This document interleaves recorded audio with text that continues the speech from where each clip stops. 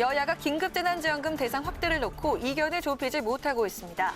민주당은 긴급재난지원금을 전 국민에게 지급하겠다는 약속을 지켜줄 것을 통합당에 재차 요청했고, 통합당은 정부안 대로 하위 70%에게 지급하자는 입장을 굽히지 않고 있습니다. 더불어민주당이 비례위성정당인 더불어시민당과의 합당을 결정했습니다. 미래한국당은 미래통합당과의 합당 여부를 놓고 고심을 이어가고 있습니다. 미래통합당이 비상대책위원회로 전환할지, 조기 전당대회를 열지 당 진로를 놓고 현역 의원들과 21대 총선 당선인을 대상으로 전수조사를 벌이고 있습니다. 내일 오전 결과가 발표될 예정입니다. 뉴스앤 파워 인터뷰. 오늘은 서울 동대문 을에서 3선의 중진위원을 누르고 당선된 더불어민주당의 대표적인 청년 정치인 장경태 당선인과 함께 21대 국회의 비전과 청년 정치의 역할을 짚어봅니다.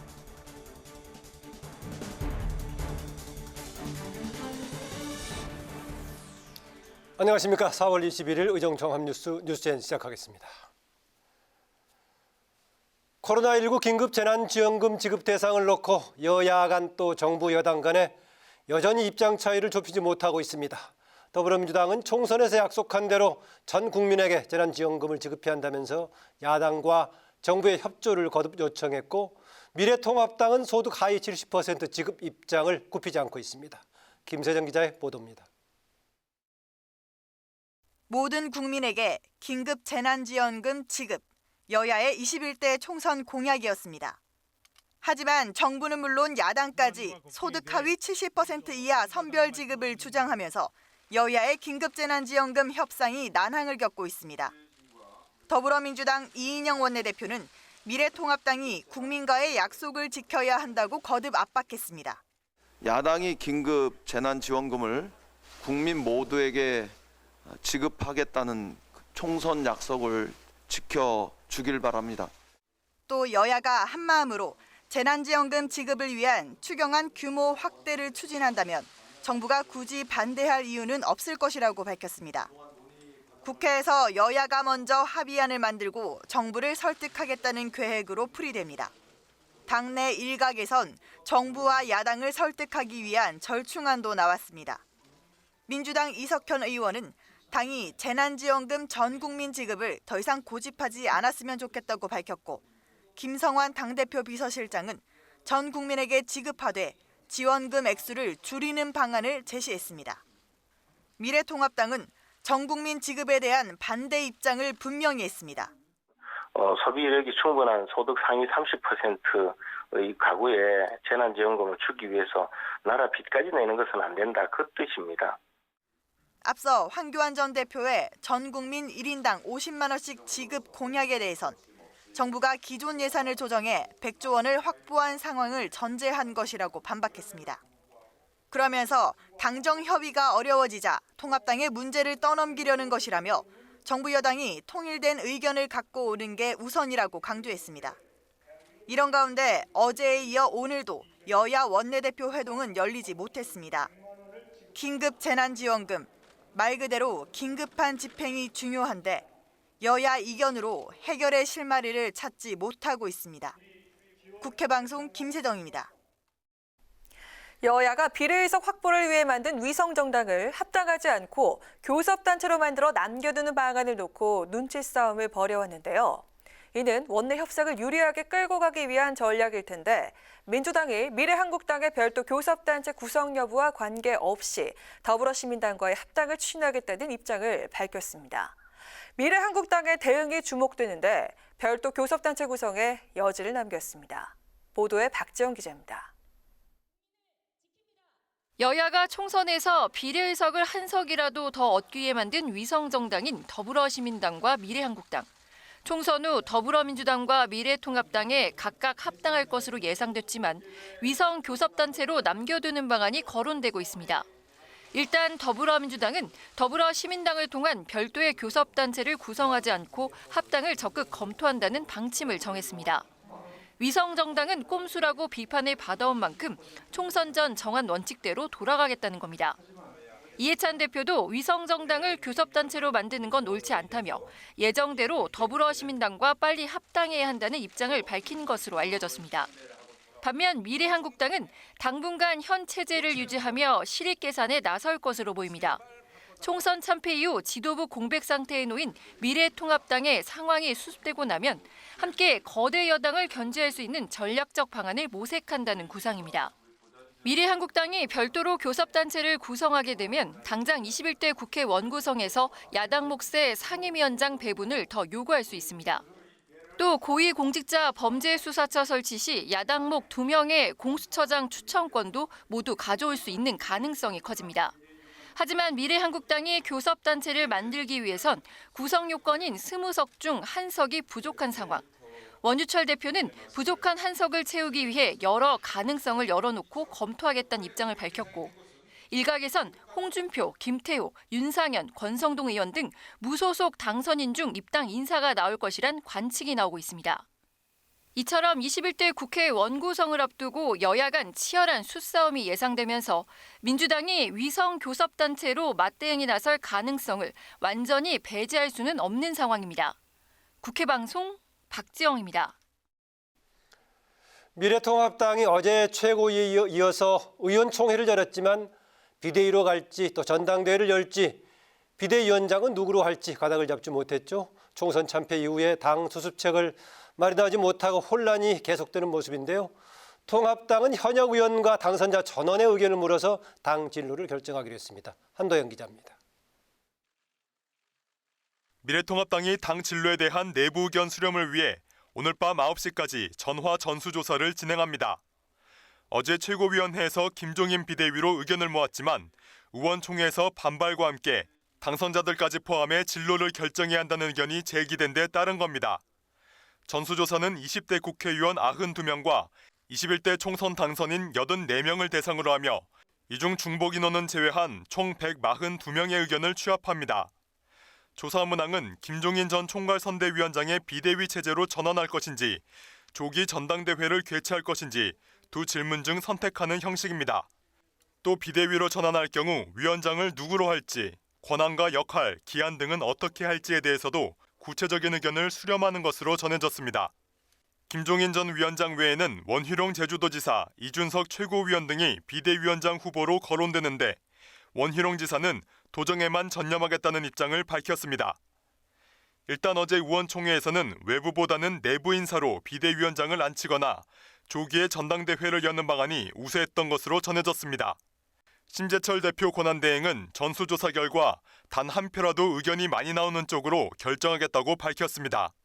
통합당은 내일 오전 최고위 회의 이후 전수조사 결과를 발표할 예정이며 결과가 발표되면 통합당의 향후 체제 윤곽도 드러날 전망입니다. 국회방송 한도영입니다.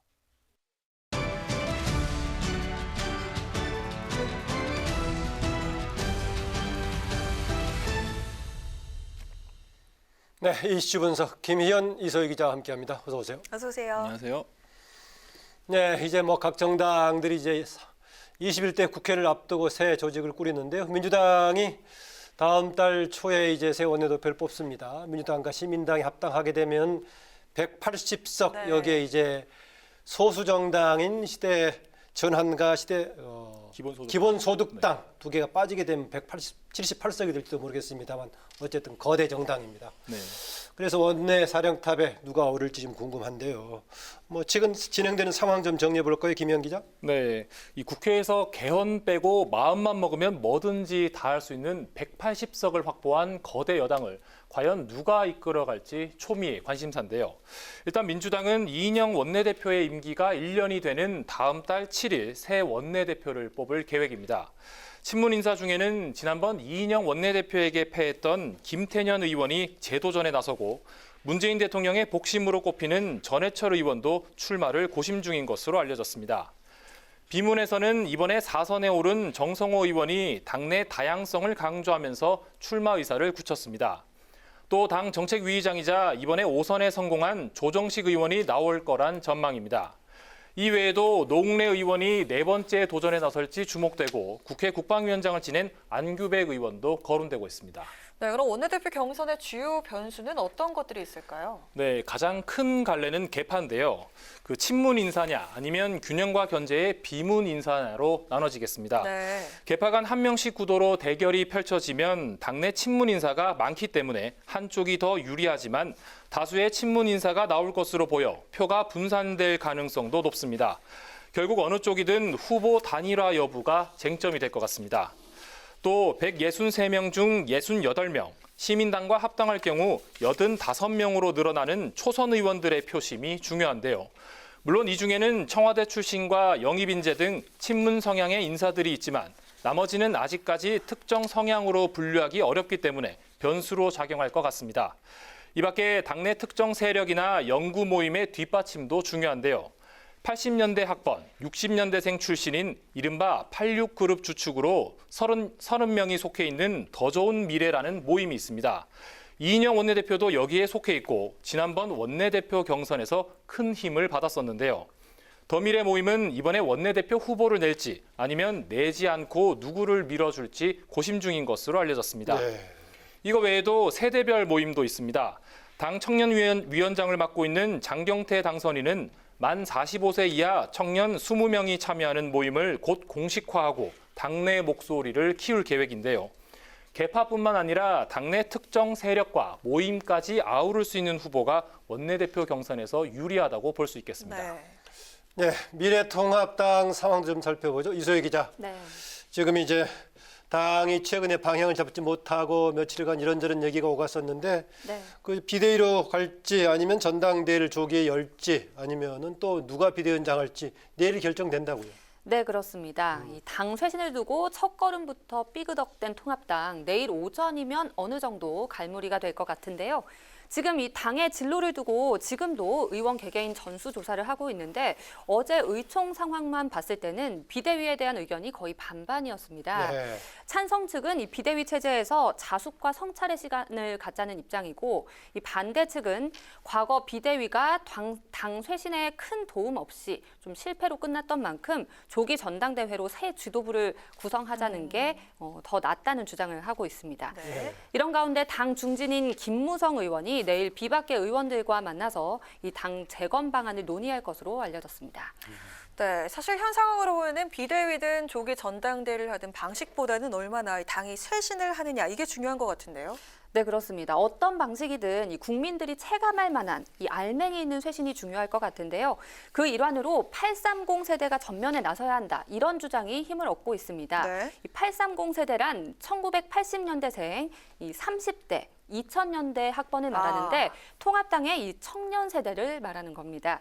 당의 낡은 이미지를 타파하기 위해서 이 과감한 세대 교체가 필요하다는 입장인데요. 하지만 이번 당선자 중에 830 세대에 해당하는 지역구 의원은 배현진 후보 딱 한 명입니다. 네, 그래서 이 방안이 좀 현실적이지 못하다는 지적도 나오고요. 또 하나는 영남권 인사의 이선 후퇴 방안이 거론되고 있습니다. 이번 선거에서 당선자 3분의 2가 영남에서 나왔기 때문에 영남권 의원들의 목소리가 커질 수밖에 없는데요. 전국 정당을 목표로 하는 제1의 보수 야당이 이 누구나 예상하듯이 영남권 지도부가 또 나온다면 당의 확장성 또 쇄신의 걸림돌이 될 것이라는 우려가 나오는 상황입니다. 네, 조금 전에 김희연 기자와 이제 더불어민주당의 원내대표 관련 얘기를 해봤는데요. 5월 7일로 예정돼 있다고 그랬었죠. 네, 맞습니다. 그런데 날짜는 안 잡혔지만 역시 이제 통합당도 이런저런 얘기가 오가겠어요. 네, 어제 이 당 최고위가 5월 초쯤으로 일단 윤곽을 잡기는 했는데 비대위든 전대든 이 당의 진로가 결정이 먼저 돼야 좀 날짜도 확정될 수 있을 것 그러겠죠, 같습니다. 아무래도. 예. 네, 그리고 이 통상 원내대표는 4선 의원이 맞습니다만 지금 총선 참패 이후기 때문에 원내대표의 역할이 굉장히 중요하고 그만큼 다양한 후보군이 거론되고 있는 상황입니다. 우선 당 수습을 위해서 이 의정 경험이 풍부한 최다선 의원이 나설 가능성이 있습니다. 그럼 이 새누리당 시절의 원내대표였던 정진석 의원, 이 대구 지역 최다인, 5선의 주호영 의원, PK 기반이 강한 조경태 의원 등이 거론되고 있고요.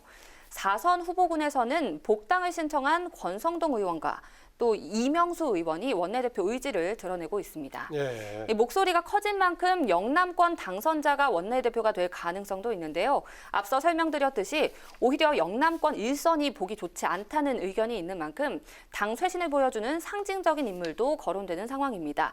개혁 성향의 하태경, 김태흠 의원 등이 거론되고 있습니다. 예, 기존의 당 지도부가 지금 무너진 상황이기 때문에 경우에 따라서는 오히려 원내 대표단의 힘이 좀 실릴 수도 좀 있겠네요. 보니까 상황에 따라서는요. 네. 네, 또 김희영 기자. 네. 자, 이런 가운데 해프닝으로 넘어가는가 했던 사전투표 부정선거 의혹이 보수 진영에서 지금 띄우는 모양새인데요. 네. 어떤 근거로 이야기를 하고 있는 겁니까? 네, 이게 우선 지난 17일에 보수 성향의 유튜브 가로세로 연구소에서 먼저 의혹을 제기했습니다. 서울과 인천, 경기의 사전투표 득표율이 63대 36이라는 비율로 거의 똑같이 나왔다는 주장인데요. 현재 이 의혹의 진실을 밝히겠다며 펀딩까지 진행 중입니다. 보수 진영 시민단체들도 어제 대검찰청을 찾은 데 이어 오늘은 국회로 들어와 고발 기자회견을 했습니다. 이들은 사전투표함 보관 관리가 부실했고 CCTV가 설치돼 있지 않는 등 부정 사례가 드러났다고 주장하고 있습니다. 예, 통합당의 다수는 아니겠지만은 통합당 내부에서도 일부 지금 이제 이런 관련 얘기가 나오고 있는데 네. 문제 제기를 하지 말자, 이 문제가 안 된다라는 의견도 나오고 있죠. 네, 그렇습니다. 말씀처럼 어제 통합당 의총에서 민경욱 의원이 이 조작서를 언급을 했는데요. 또 이 당 지도부 몇 명도 이 민경욱 의원에게 이 얘기를 듣고 사전투표의 문제점을 인식하고 있다. 이게 사실이라면 부정선거가 아니냐. 이런 강경한 입장을 내비치기도 했었거든요. 하지만 당내에서 이 총선 참패에 대한 반성과 쇄신을 이야기할 때라면서 이 논란을 키우지 않으려는 기류가 형성되고 있습니다.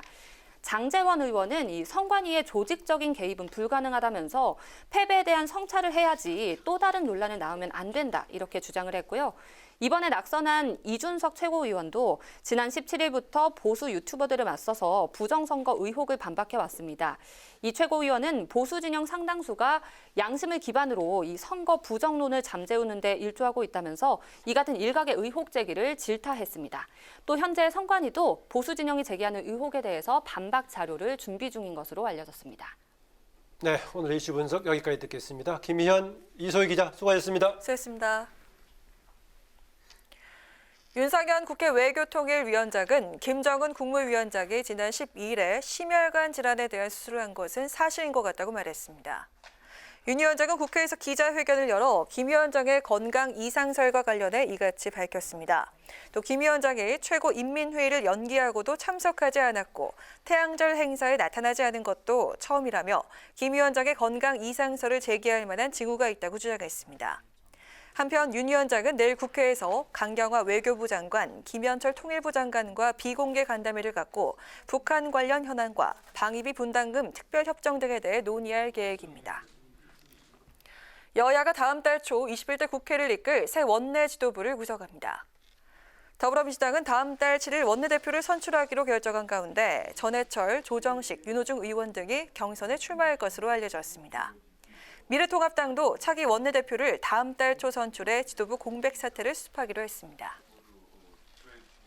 네, 어제가 40번째 장애인의 날이었습니다. 장애인 가운데 65세 이상 고령자 비율이 점차 높아지고 있는데 특히 중증 장애인들에게 정말 65살 생일은 두렵기만 하다고 합니다.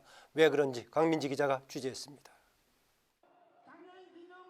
장애인의 날을 맞아 열린 광화문 차별철폐 행진. 송영원 씨도 활동 보조인의 도움을 받아 참가했습니다. 하지만 지난해 8월 65살이 되면서 활동 보조를 받을 수 있는 장애인 활동 지원 서비스가 중단된다는 통보를 받았습니다. 저 같은 경우에는 완전 중증 화상이라 하루에 24시간 받다가 4시간 준다고 그래서 정말 놀랐죠. 만 65살이 되면 장애인 활동 지원 서비스가 아닌 노인 장기 요양 서비스로 강제 전환되기 때문입니다. 이전엔 하루 최대 13시간까지 도움받을 수 있었지만 노인 장기 요양 보험 적용 대상이 되면 서비스 시간이 최대 4시간으로 줄어듭니다. 또 다른 문제는 장애인 활동 지원 서비스는 외출 지원을 해주지만 방문 요양 지원은 재가급여 또는 시설급여에 한정돼 외부 활동 지원을 아예 해주지 않는다는 겁니다. 활동 보조인의 도움이 필수인 중증 장애인에겐 생존 위기 자체이며 현대판 고려장이라는 말까지 나오는 이유입니다.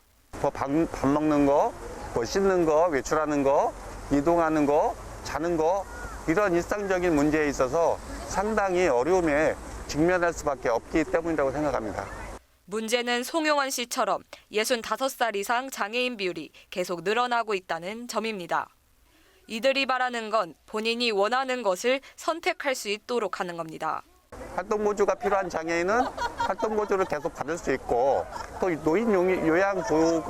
노인 장기요양보험이 필요한 사람은 노인 요양보험을 받을 수 있도록 장애인의 선택권을 부여하는 20대 국회에서도 관련 개정안이 4건 발의됐지만 복지부가 연간 480억 원의 추가 예산과 비장애 노인과의 형평성 문제를 제기하면서 본회의 문턱을 넘지 못한 채 계류 중입니다. 20대 국회를 한 달 남짓 남겨놓은 지금 개정안은 폐기될 가능성이 높아 보입니다. 국가인권위는 지난해 7월 장애인 활동 지원 관련 법률을 개정하라는 의견을 국회에 냈고 문재인 대통령도 작년 11월 국민과의 대화에서 이 문제를 언급했지만 아직 해결책은 나오지 않고 있습니다. 20대 국회에서 장애인 관련 법안이 통과된 비율은 14%로 낮습니다.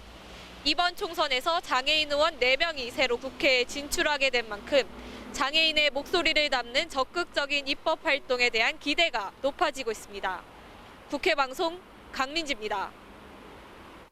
김진표 국회 코로나19 특별위원장은 오늘 인도네시아 하원이 주관하는 화상회의에 참석해 한국의 코로나19 위기 극복 방법을 공유했습니다. 이번 화상회의는 인도네시아 하원이 코로나19 대응 모범 국가로 한국을 선정하면서 성사된 회의로 말레이시아, 베트남 의회와 동시에 진행됐습니다.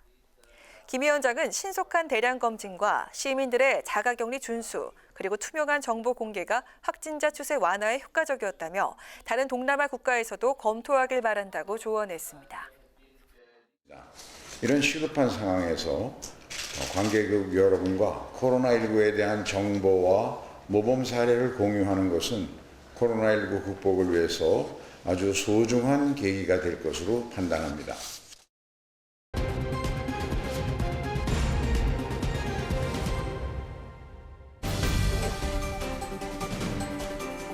오늘의 정치 키워드 탑3 시간입니다.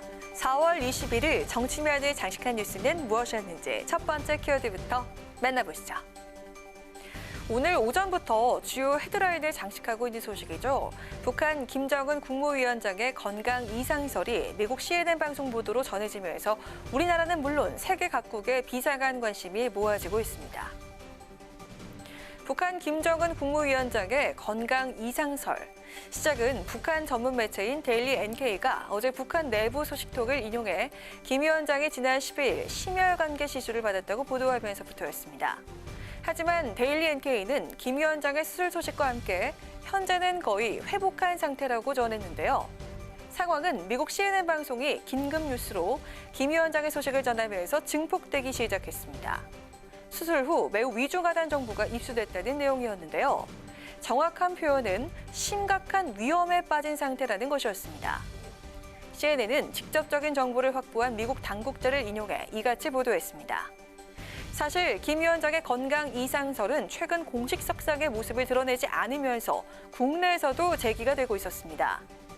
특히 4월 15일 김일성 국가주석의 생일인 태양절 행사에도 불참해 여러 추측을 자아냈는데요.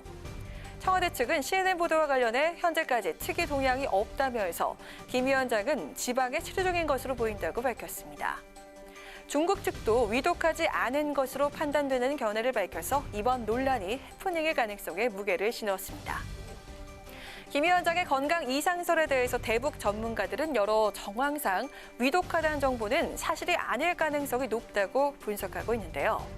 국가 안보와 직결되는 사안인 만큼 정부와 정치권 모두 신속한 상황 판단과 함께 신중한 접근이 이어져야겠습니다. 오늘의 두 번째 정치 키워드 보겠습니다. 이번 총선에서 탈북민 출신 최초로 지역구 국회의원에 당선돼 화제가 된 인물이죠. 미래통합당의 탈북민 서울 강남갑 당선인이 의정 활동을 시작하게 되면서 그의 경호 문제가 세간의 관심사로 떠올랐습니다. 북한 고위공직자로 탈북해 최고 수준의 경호를 받고 있는 태 당선인. 국회 활동 시에는 어떤 경호를 받게 될까요? 태국인 당선인은 북한 이탈 주민 신변 보호 대상 가나다급 가운데 가장 높은 수준인 각급 보호 대상자로 알려져 있습니다. 각급 보호 대상자는 재북 시 고위직 종사자나 북한의 테러 기도 예상 등 신변 위해를 당할 상당한 우려가 있는 자를 대상으로 지정되는데요. 태 당선인이 받고 있는 이 같은 최고 수준의 경호, 국회 입성 후에도 계속될 것으로 보입니다. 경찰에 따르면 테러와 협박이 수시로 있는 만큼 근접해서 최고 수준의 경호를 지속한다는 방침인 것으로 전해졌습니다. 영국 주재 북한 공사 출신으로 탈북민 중에 최고위급 외교관으로 꼽히던 태 당선인은 4.15 총선에서 서울 강남 갑에 전략 공천된 이후 선거운동 기간 동안에도 2중 3중의 최근접거리 경호를 받은 것으로 전해졌는데요. 국회는 오는 5월 30일 21대 국회의원 임기가 개시되면 태 당선인의 경호원들의 무기 소지도 경찰과의 협의를 통해 가능하다는 입장입니다. 다만 본회의장이나 상임위 회의장 안까지 경호원들의 출입은 어렵다고 밝혔습니다. 탈북자 출신의 최초의 국회의원은 지난 2012년 제19대 국회 비례대표로 입성한 조명철 전 의원입니다. 조 전 의원의 경우도 의원회가 맨 위층에 의원실을 배정받는 등 최고 수준의 경우가 이뤄진 바 있는데요. 태국인 당선인의 서울 강남갑 지역구 활동과 국회 의정 활동, 엄중한 경호만큼이나 철저하고 꼼꼼하게 진행될지 기대해봐야겠습니다. 마지막으로 세 번째 오늘의 정치 키워드입니다. 21대 총선에서 단 한 석도 확보하지 못하면서 사실상 당 와해 위기를 맞고 있는 민생당. 선거 이후 당을 이끌었던 다선 정치인들의 행보에 관심이 모아졌는데요. 어제 오후 전북 전주 병에 출마해 낙선한 전동영 의원이 자연인으로 돌아간다는 글을 올려서 정계 은퇴를 시사한 것 아니냐는 해석이 나왔는데요. 곧바로 은퇴는 아니라고 부인했다고 합니다. 어떤 내용일까요? 이번 4.15 총선에서 5선의 꿈을 이루지 못한 민생당의 정동영 의원. 정 의원은 어제 오후 페이스북을 통해 4년 전 이맘때부터 다당제의 꿈, 한국 정치의 새로운 길을 만들고 싶었다. 하지만 저의 힘과 능력의 부족으로 좌초했다며 이제 자연인으로 돌아간다는 글을 올렸습니다. 이후 정 의원의 글이 정계 은퇴를 암시한 것이라는 언론 보도가 이어지자 다시 페이스북에 이를 부인하는 듯한 심경의 글을 올렸습니다. 정 의원은 제가 물러나는 게 크게 뉴스가 되는 현실도 부족한 저의 성찰의 대목이라면서 겸허함에 충실하면서 10년 전처럼 순창에 5년 전처럼 고민하겠다고 밝혔습니다. 낙선의 아픔을 딛고 재기하겠다는 의지가 엿보이는 대목인데요. 정 의원 측도 자연인으로 돌아간다는 것이 정계 은퇴를 뜻하는 것은 아니라고 선을 그었습니다. 또 정 의원 측은 언론과의 인터뷰를 통해서 헌법기관이라고 말하는 국회의원의 임기를 마쳤으니 자연스럽게 자연인이 되는 것이라며 그것을 정계 은퇴라고 너무 확대 해석해서는 안 된다고 강조했습니다. 선거에 출마해서 낙선한 거물급 정치인들의 경우에는 낙향이나 칩거, 외유 등으로 잠시 공백의 시간을 가진 뒤에 다시 정계 복귀에 나서는 경우가 많았는데요. 제3지대를 강조했지만 민심의 선택을 받지 못한 제3정당의 다선 중진 의원들, 과연 이번에도 침잠의 시간을 갖고 재기에 성공할 수 있을까요? 이상 오늘의 정치 키워드 탑3였습니다.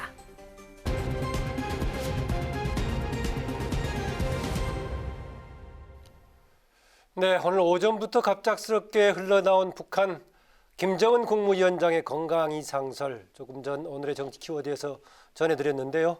한때 긴장감이 고조됐지만 해프닝일 가능성도 높다는 분석입니다. 관련 내용 청와대 위기정보상황팀장을 역임한 아산정책연구원의 차두현 수석연구위원 전화 연결해서 얘기 나눠보도록 하겠습니다. 안녕하세요. 반갑습니다. 네, 안녕하십니까. 네, 지금 김정은 북한 국무위원장 스스로 위중한 상태다, 이런 정보가 입수됐다라고 CNN이 보도했었는데, 마침 또 북한 전문 매체 데일리 NK가 김정은 위원장 심혈을 간 시술 또는 수술 서를 보도한 뒤에서 나온 거에서 아주 건강 이상설 급속하게 퍼졌는데 대체로 좀 아닌 쪽으로 되고 있습니다. 종합적으로 상황 어떻게 정리할 수 있겠습니까? 네, 일단 지금 외신들도 엇갈린 보도를 보이고 있고요. 또 지금 그렇게 판단할 수 있는 근거가 완전히 없는 건 아닌 게요. 예. 이제 4월 15일이 이 태양절, 이른바 얘기하면 이제 그 김일성 주석 생일이지 않았습니까? 탄생일이었는데 이때가 북한에서는 제일 큰 명절이란 말이에요. 예. 그리고 통상적으로 그 자기 할아버지 스타일을 많이 이렇게 담기를 예. 시도를 해왔던 그 김정은 위원장 이 스타일로 봤을 때는 당연히 지금 그 북한 고위 인사들이 다 참배를 했기 때문에 네. 참석을 하지 않았겠느냐라고 생각을 했는데 지금 여기 불참을 했었거든요.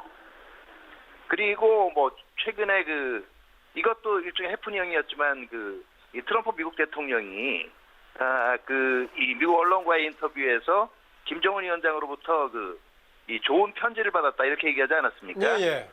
거기에 대해서 북한이 이례적으로 그 다음날 곧바로 그런 편지 준 적 없다라고 얘기를 했단 말이에요. 그랬죠, 예. 이것도 좀 이례적인 거예요. 근데 전반적으로 지금 상황을 종합을 해보면은요, 김정은 위원장이 이 수술 후에 상당히 심각한 상태다. 그러니까 뭐 어떻게 보면 오늘 내일 하는 상태다라는 보도는 결과적으로 볼 때는 제가 볼 땐 가능성이 굉장히 낮다라고 생각이 되고요. 예. 다만 김정은 위원장의 건강 이상에 대해서는, 건강 이상설 자체에 대해서는 아직도 이거를 의심해 볼 만한 몇 가지 근거가 있다라고 볼 수가 있고요. 예. 지속적으로 추적이 필요하다라고 생각이 듭니다. 그러니까 아마 제가 볼 때는 그동안 북한이 이 자기네들이 부인할 만한 일에는 거의 굉장히 신속하게 김정은 위원장 시대 들어서 반응을 했거든요. 예. 네. 그러니까 오늘 저녁이나 내일 아침에 조선중앙통신을 한번 보면 대충 어떤 스토리인지를 짐작을 할 수 있을 것 같아요. 그러니까 예. 완벽하게 굉장히 강력한 언어로 부인을 했을 경우에는 이게 뭐 수술을 한 사실이 있다라고 하더라도 현재 직무를 하는 데 지장이 없는 상태라고 볼 수가 있고요. 아하. 이게 별다른 코멘트가 없이 며칠 넘어간다고 할 경우에는 조금 더 분석을 해봐야 될 것 같아요. 네, 알겠습니다. 지금 우리 정부에서 특이 동향은 없다라고 청와대 쪽에서 발표했던 것은 뭔가 확실한 게 없어서 그랬을까요? 아니면은 뭐 일부 청와대발로 나왔던 지방에서 활동하고 있다, 무슨 행사에 참석했다라는 것을 발표를 했는데 정부의 입장은 어떤 면을 고려한 것일까요? 글쎄요, 뭐 지금 남북 한관계라든가 여러 가지를 고려를 했겠지만은요. 특이 동향이 없다라는 거는 이제 일반적으로 우리가 북한 관련 정보를 분석을 할 때 특히 북한에 뭔가 불안한 일이 있을까를 할 때는 그걸 나타내주는 몇 가지 징후들이 있어요. 예. 그 징후들이 발생을 했느냐 안 했느냐인데 정부가 가지고 있는 지표상으로는 현재 좀 특이하게 관심을 두고 봐야 될 만한 그런 징후는 없었다라는 얘기가 되겠죠. 그런 기준까지는 해당되는 게 없었다 이런 얘기군요. 예. 네네, 그렇죠. 예. 네, 사실 김 위원장을 둘러싼 와병설이나 위독설은 이번이 처음이 아닌데요. 과거에도 여러 차례 제기가 됐지만 건재한 모습이 확인이 되기도 했죠. 김 위원장의 신상에 관한 정보가 북한 내부에서도 특급 기밀로 간주가 되기 때문에 어느 출처에서 나왔는지도 매우 중요한 요건이 될 것 같은데 우리 정부가 이 부분에서 살펴야 할 부분은 뭐라고 보십니까? 네, 다시 한번 말씀해 주시죠. 네, 예. 우리 정부가 이 신상 정보에 관해 가지고 되게 기밀 살펴야 될 사항이니까는, 부분은 예. 어떤 그랬을 것이라고 때, 보십니까? 네, 지금 일단 앞으로 주시를 해야 될 부분들은요. 가장 해봐야 되는 게 대외 활동에 관련된 것들. 예. 그 다음에는 아까도 말씀드렸지만 북한 공식 매체의 이 어조라든가 이것이 어떻게 나오는가를 좀 살펴봐야 될 것 같아요. 예. 그리고 왜냐하면 지도자의 직무 상태가 정상적이냐 아니냐는 지금 굉장히 여러 가지 이 징후나 변수를 통해서 볼 수가 있거든요. 그렇기 때문에 단순히 뭐 며칠 지금 공식 행사에 눈에 띄지 않는다든지 아니면 또 거꾸로 뭐 측근들하고 이제는 정상적으로 이동을 하고 있다든지 이거 자체만 가지고 이게 불안의 징후다 또는 이제 안정의 증거다 이렇게 보기는 좀 힘든 게 사실입니다. 네. 마지막으로 이 질문 한번 드리고 싶은데요. 최근에 김 위원장의 여동생 김여정 이제 노동당 일부 부장 이제 최근에 승진 관련 얘기가 나오고 있는데 네네. 이게 지금 후계 구도라든가 더 나아가서 최근에 무슨 지금 상황과 관련된 것일까요? 우연히 일치한 것일까요? 제가 볼 때는 조금 이 김여정 이 부부장의 위상 상승을 부계구도하고 연결지어서 보는 건 조금 지나친 억측 같고요. 예.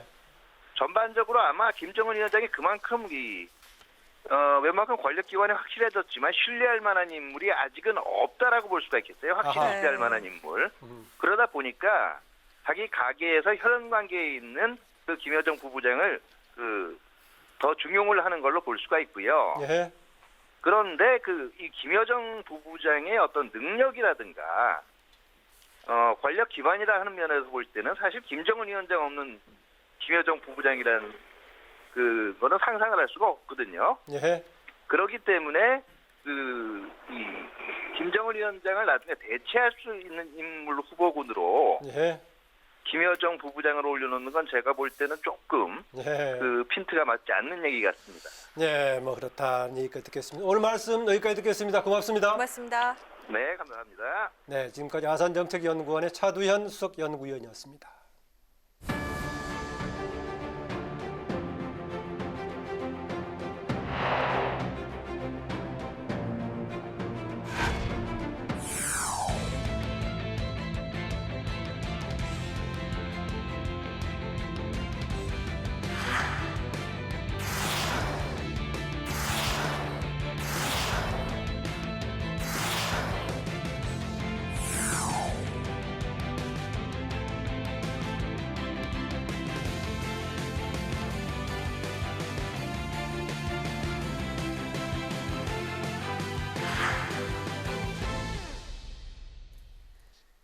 네, 이번 시간은 뉴스엔의 파워 인터뷰 코너입니다. 28년 만에 최고 투표율을 기록한 이번 총선에서 주목할 점 가운데 또 하나가 2030 청년 정치인들의 활약입니다. 지역구의 30대 6명 또 비례대표의 20, 30대가 7명 모두 13명이 21대 국회에 입성하게 됐는데 오늘은 더불어민주당의 청년 정치인의 대표주자죠. 청년 위원장도 맡았었고요. 상대인 관력의 삼선 중진위원을 이제 상대로 해서 승리를 거둔 서울 동대문의 장경태 당선인과 함께 얘기 나눠보겠습니다. 어서 오세요. 네, 안녕하세요. 장경태입니다. 예. 어떻습니까? 조금 전에 화면에 선거운동 과정도 나왔었고 네. 확정되는 순간도 나왔는데 느낌 다시 한번 표정이 설명해 좀 주신다면 좋으시네요. 어떻습니까? 네. 선거 때 정말 오래전 기억 같고요. 예. 하루가 일주일처럼 지냈던 시간들이었는데 어찌됐건 선거 결과가 나오고 나서 가장 먼저 떠올랐던 건 동대문 주민들의 눈빛이었습니다. 아무래도 이번 선거는 마스크를 쓰고 하다 보니까요. 또 대면 접촉이 매우 어려운 선거다 보니까 눈 맞춤으로 대부분 선거운동을 했거든요. 예. 이 눈 맞춤으로 정말 이 짧은 시간에 많은 분들께 저를 정말 지지해 주세요라는 호소를 드리는 게 좀 어렵기도 했지만 또 그런 얼굴들이 또 눈빛들이 주마등처럼 스쳐가더라고요. 예. 네. 당 청년위원장을 오랫동안 했었죠. 임기가 2년이기 때문에 아직도 청년위원장을 맡고 있습니다. 예, 지금도 네. 맡고 있는 상태에서 당선이 됐군요. 예. 네, 그러니까 최종 54.5% 지지율로 당선이 되셨네요. 선거운동 과정에서 많은 지역민들을 만나셨을 텐데 가장 많이 들었던 이야기 무엇이었습니까? 아무래도 이제 이 동네 정대문 을 같은 경우가 좀 정체되어 있다라는 평가들이 많았는데요. 젊은 변화, 또 새로운 동대문을 만들었으면 좋겠다 이런 말씀 많이 해주셨고요. 사실 저 개인에 대한 기대도 있겠지만 한편으로는 어찌되었건 이 촛불 개혁의 완성과 문재인 정부의 성공 그리고 이 코로나 위기를 잘 극복했으면 좋겠다. 결국 그 극복하는 과정은 일하는 국회를 만드는 것들이거든요. 그렇기 때문에 제발 국회에 들어가서 21대 국회는 정말 열심히 일했으면 좋겠다는 말씀 많이 들었습니다.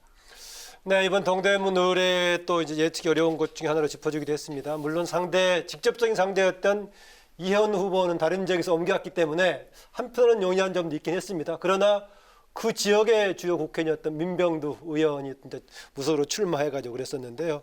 막판 지금 5일 남겨놓고 이제 자기 포기를 하면서 장 의원을 적극적 당선인을 적극 지지했는데 그 단일화 과정 또 어떻게 이루어졌고 또 그 단일화 효과가 얼마나 있었다고 보시는지 묻고 싶습니다.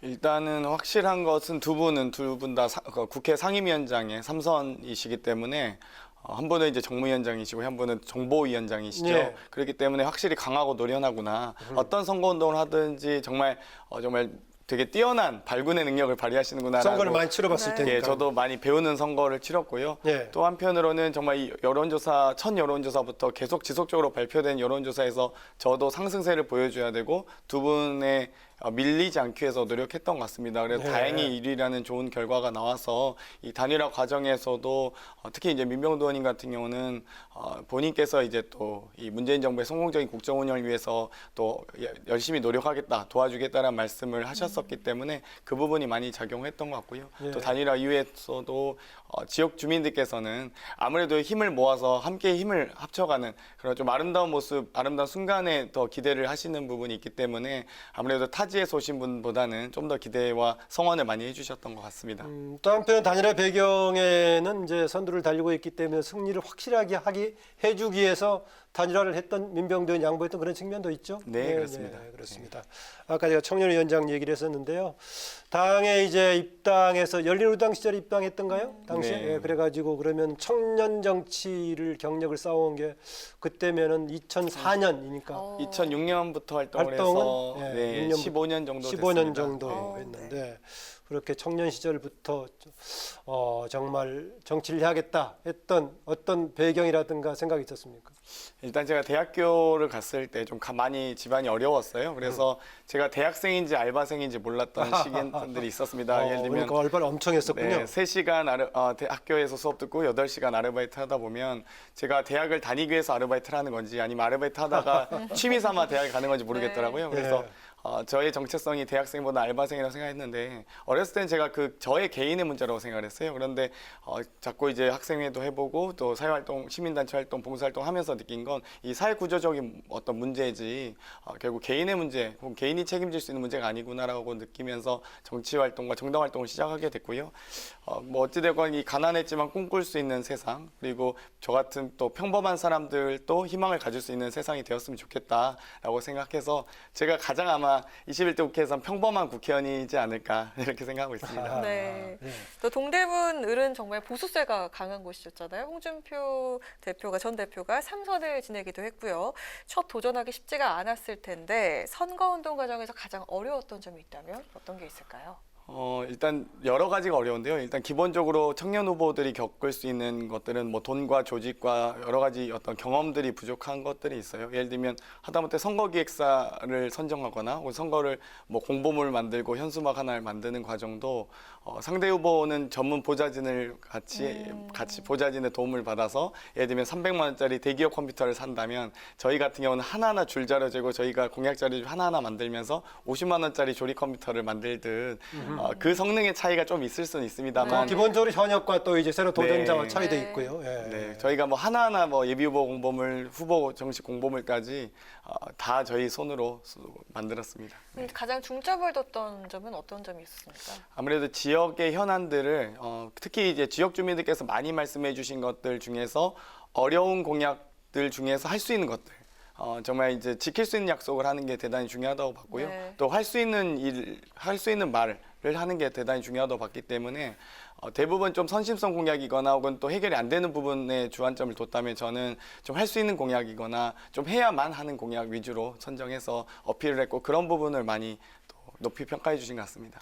예, 지금 최근에 이제 민주당과 더불어시민당의 2030 당선인들이 이제 모임까지 만들어서 해야겠다 뭐 이렇게 했는데 주로 어떤 얘기들이 오갔습니까? 2030 모임이라면 단지 뭐 연령만의 젊음이 아니라 정치에서도 뭔가 새로운 분위기라든가 새로운 바람을 만들어야 할 건데요. 주로 어떤 얘기 나눴습니까? 아무래도 이번에 21대 국회에 국민들의 어떤 열망과 요구는 보다 새로운 시각을 가지고 또 다양한 가치관을 가진 또 넓은 국회를 원하시는 말씀들을 많이 들었습니다. 특히 2030 우리 세대가 단순히 등원하기보다는 어떤 새로운 시대적 화두를 던지고 또 미래 아젠다들을 얘기를 해야 된다고 보거든요. 예. 그런 과정을 좀 준비하기 위해서 좀 저희가 먼저 선제적으로 2030 모임을 좀 저도 주선을 하게 됐고요. 아마도 이제 등원 전까지 미래 아젠다들을 서로 좀 토론을 통해서 선정하고 등원 시에 또 좀 저희도 발표를 좀 할 예정입니다. 네. 네, 청년 정치인들이 20대 국회에 좀 비해서 많이 늘기는 했지만 21대 국회도 여전히 50대 남성이 굉장히 많습니다. 이 가운데서 청년 정치인들이 자신들의 목소리를 좀 제대로 낼 수 있을지가 주목이 되는데요. 청년 정치 어떤 점이 달라야 합니까? 아무래도 이제 방금 말씀드렸듯이 기존의 기성 정치가 보지 못하는 어떤 새로운 시각과 다양한 가치관을 가진 거거든요. 예를 들면 저희 같은 경우는 우리 세대가 경험하고 있는 어떤 사회 안전망에 대한 문제들 혹은 환경이나 노동에 대한 문제들도 좀 시각을 달리합니다. 그렇기 때문에 과거에 예를 들면 1차 정규직과 대기업 위주로 짜여져 있는 사회 안전망 구조를 저희 같은 경우는 3차 산업 위주의 또 서비스업에 종사하는 청년 세대가 많거든요. 거기에 맞춰서 사회 안전망에 대한 제도를 개선한다든지 혹은 환경과 노동 같이 좀 우리가 아직 보지 못했던 어떤 가치들을 좀 더 입법 활동, 의정 활동이 좀 더 반영했으면 좋겠다라는 생각을 하고요. 특히나 이제 청년 정치가 기존에 이제 소위 기성 정치에 묻혀서 역할을 못하지 않을까라는 고민도 혹은 우려도 하시는 분들이 계신데요. 아마도 저희가 분명히 의미 있게 또 당연히 또 설득력 있게 말씀을 국민께 소상히 말씀드린다면 국회의원의 신분이라는 건 결국 열심히 일하는 사람을 주목할 수 있게 된다고 생각하고 있기 때문에 청년 정치에 전 희망이 있다고 보고 있습니다. 예, 조금 전에 기성 정치를 지적했는데 김혜영 최고위원 최근에 했던 발언 아시죠? 네. 김혜영 최고위원이 청년 최고위원인데 이제 본인은 이번에 낙선을 했습니다. 그럼에도 불구하고 21대 국회에 이제 주문했던 게 너무 과도한 진영 싸움에 좀 그랬다. 오히려 양심을 토대로 좀 열심히 해달라는 것인데 그런 입장에 대해서 어떻게 생각하십니까? 일단 김혜영 최고위원은 청년 최고위원은 아니고요. 정확히 말씀드리면 이제 전당대회에서 선출된 나이가 청년인 최고위원이지 어찌됐건 그 사위를 기록하신 분이기 때문에 청년 부문이라고 또 생각하시는 분들이 계시더라고요. 그래서 김혜영 최고위원께서도 어찌됐건 소신 있는 발언 또 특히나 유일하게 또 비수도권의 최고위원이셨어요. 선출된. 그래서 부산이라는 정말 민주당으로서는 좀 어려운 지역에서 열심히 소신 발언해온 부분에 대해서 저희 청년 정치인들을 또한 그 부분을 높이 생각하고 있고요. 당연히 어떤 진영 간의 싸움 격화될 수 있다고 봅니다만 저희가 21대 국회를 국민들께서 선택해 주신 또 열망들이 있거든요. 그 요구들을 저희가 잘 반영해서 문재인 정부 성공 그리고 촛불 개혁의 완성이라는 이 목표를 가지고 열심히 뛰다 보면 저는 진영 간의 싸움은 충분히 뛰어넘을 수 있다고 봅니다. 네, 더불어 청년 정치했을 때 지금은 이제 선진화법으로 많이 사라졌지만은 과거에 새로운 정치를 약속했던 청년들이 과거에 보면은 몸싸움의 선두에 서서 방어막을 쳤던 시절도 있었기 때문에 아직 그 정도는 어려울 것 같습니다. 네, 이제 180석 모르겠습니다. 이제 소수 정당 두 사람이 돌아가면 또 의석이 178이 될지 어떻게 될지 모르겠는데 어쨌든 압도적인 지금 다수 아닙니까? 그래서 한편으로는 힘이 실리는 것도 좋겠다라는 의견을 하면서도 국회의 또 중요한 기능 중에 하나가 행정부에 대한 감시 또 견제 기능인데 그게 실종될 수도 있지 않느냐 그런 우려도 있습니다. 이건 어떻게 보십니까? 일단은 저희가 180석이라는 어떤 국민의 선택을 받은 것에 대해서 대단히 무겁고 막중한 책임감을 느껴야 된다고 생각을 하고요. 그런 만큼 국민들께서 어떤 국회를 원하고 계신지를 정확하게 우리가 또 특히 더불어민주당이 인지하고 있어야 된다고 봅니다. 그렇기 때문에 정부에 대한 견제 기능 또 입법부의 역할도 중요하지만 입법부가 정말 어떻게 일할 것인가를 좀 더 고민하고 또 입법부가 어떻게 하면 입법 성과들을 20대 국회에 비해서 21대 국회가 좀 더 높이 낼 수 있을지 성과를 좀 낼 수 있을지를 좀 더 고민하는 게 좋다고 보기 때문에 저는 그동안 지금 논의가 지지부진했거나 물론 작년에 입법 성과들이 4+1이라는 합의 정신을 통해서 통과된 것들이 있지만 그거를 좀 더 뛰어넘는 수준의 촛불개혁의 완성 21대 국회가 꼭 이뤄내야 된다고 생각하고 있습니다. 네, 이제 압승을 거두자마자 당 대표인 이해찬 대표 또 선대위원장을 맡았었던 이낙연 당선인 등이 강조했던 게 오만 겸손을 경계를 했단 말이죠. 그런데 최근에 보면 몇몇 정치인들이 당선되자마자 조금 눈살 찌푸른 행동들을 보이고 있습니다. 강조했던 겸손한 자세 어떻게 생각하십니까? 겸손은 정말 국민 앞에 특히 겸손은 아무리 강조해도 부족함이 없을 것 같은데요. 좀 더 앞으로 국민들께서 우리 당을 선택하고 또 21대 국회를 만들어주시는 과정에 대해서 분명히 저는 이 시사점 하는 바가 있다고 봅니다. 민주당에도 분명히 좀 쓴소리 혹은 회초리를 분명히 드신 부분들도 있고요. 또 한편으로는 민주당이 어떻게 일을 해야 되는지에 대한 부분들을 분명히 말씀을 해주신 거기 때문에 저는 좀 더 이 국민 앞에 겸손한 국회 당연히 만들어야 된다고 생각합니다. 예. 네, 새 지도부 이야기도 빼놓을 수가 없을 텐데요. 민주당은 다음 달 6일에 21대 국회 첫 원내대표를 뽑는 경선이 치러지고요. 또 오는 8월에는 새 지도부를 뽑는 전당대회가 예. 열리게 됩니다. 막강한 권한을 주게 된 21대 국회인 만큼 새 지도부에 대한 관심이 쏠리고 있습니다. 장 당선인을 비롯해서 청년 정치인들 의견은 어떤지 궁금한데요. 어떤 리더십을 가진 지도부가 나야 될 것 같습니까? 아무래도 저희가 가장 요구하는 것은 미래 아젠다를 어떻게 발굴하고 육성할 것인가에 대한 부분이 한 가지가 있고요. 미래 또 두 아젠다? 번째는 이 지도부가 어떻게 하면 이 세대 평등의 관점을 세대가 평등하게 공존할 수 있는 구조를 만들 것인가가 더욱더 중요하다고 봅니다. 결국엔 인구 구성만으로 따져서 예를 들면 뭐 다수가 원하는 혹은 다수가 노령화되고 있는 이 사회적 구조를 어떻게 하면 소수, 약자, 청년을 위해서 혹은 여성을 위해서 사회 구조에 대한 평등한 권리를 만들어갈 것인지에 대한 고민들 저희가 하고 있거든요. 그렇기 때문에 저희는 뭐 지도부 선출 과정에서 공개 질의 등을 포함한 여러 가지 역할들을 할 생각을 하고 있습니다. 그 과정에서부터 이제 새로운 정치를 좀 보여주겠다라는 거네요. 네, 그렇습니다. 네. 당선 당시에는 이렇게 밝히셨습니다. 평범한 사람들의 희망을 만들겠다. 이렇게 본인이 말씀을 가장 하셨는데요. 평범한 사람 중에 하나라고 얘기했습니다. 네, 앞으로 21대 국회에서 평범한 사람들의 희망을 위한 의정활동, 구체적으로 좀 어떤 계획인지 궁금합니다. 저는 일단은 평등한 기회, 물론 대부분의 사람들이 공정한 과정도 대단히 중요하다고 생각하는데요. 저는 평등한 기회도 중요하다고 생각을 합니다. 그렇기 때문에 이 사회에 진입하고자 하는 사람들, 사회에 출발하고자 하는 사람들을 이 출발선에 세워주는 어떤 여러 가지 장치들이 대단히 중요하다고 보거든요. 그렇기 때문에 뭐 예를 들면 뭐 취업이라든지 입시라든지 혹은 어떤 주거 환경을 갖는 과정까지 포함해서 모든 어떤 출발선에서 좀 가급적이면 평등한 기회가 주어졌으면 좋겠다. 그리고 그 기회를 보장받는 사회적 구조, 시스템을 갖춰가는 것들이 매우 중요하기 때문에 그 부분에 좀 관심을 많이 갖고 있습니다. 네, 앞으로의 또 계획과 포부 한 말씀 들어봐야겠죠? 일단 열심히 배워야 될 것 같고요. 네. 주민들과 더 많이 눈 마주치고 주민들 속으로 들어가서 평범한 국회의원이 더 이상 상전이 아닌 국민들의 일꾼이 되는 그런 의정활동 보여주고 싶습니다. 네, 오늘 여기서 마무리할 것 같은데요. 다시 한번 이번에 당선 축하드리고요. 오늘 출연 고맙습니다. 네, 고맙습니다. 감사합니다. 네, 뉴스N의 파워 인터뷰 지금까지 장경태 더불어민주당 서울 동대문 을 당선인과 함께했습니다. 찬바람이 강해지면서 날씨가 아주 쌀쌀해졌습니다. 특히 내일 아침은 중부 내륙 지역 기온이 영하로 떨어지는 꽃샘추위가 절정에 달할 것으로 예상되는데요. 강한 바람이 부는 가운데 낮에도 예년 기온을 8도에서 10도가량 밑돌면서 종일 쌀쌀하다고 하니까요. 옷차림 꼭 따뜻하게 하시기 바라겠습니다. 오늘 뉴스N은 여기까지입니다. 국민에게 힘이 되는 국회를 위해서 내일도 뉴스N이 함께하겠습니다. 시청해 주셔서 고맙습니다.